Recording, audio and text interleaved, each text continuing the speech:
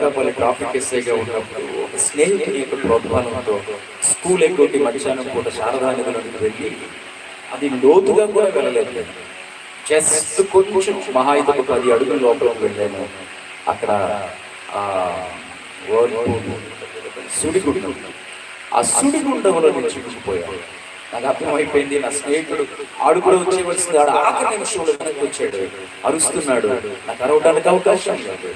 నాకు అర్థమవుతుంది నేను చనిపోబోతున్నానని. బట్ అమ్మ గుర్తొస్తుంది, నాన్న గుర్తొస్తున్నారు, ముఖ్యంగా అమ్మ ప్రార్థనలు గుర్తొస్తూ ఉన్నాయి. అదే సంవత్సరం నా గురించి అమ్మ చెప్పిన కళ గుర్తొస్తుంది, దర్శనం గుర్తొస్తుంది. దేవుడు నీ గురించి నాకు దర్శనం చూపించాడు రా. ఆ దర్శనం అమ్మకి రావడం, అదే రోజు మార్నింగ్ నాకు టిఫిన్ పెడతాడు, ఆ దర్శనం గురించి చెప్తాడు. నాకు కూడా వచ్చిన ఆ దర్శనానికి వ్యతిరేకమైన కళ గురించి నేను చెప్పడం, ఆ రోజు నుంచి మా అమ్మ ఏడుపు 95వ సంవత్సరం 1995 సంవత్సరానికి ప్రభువుని ఎరిగినంత వరకు ఏడుస్తూనే ఉంది. ఆ ఏడుపే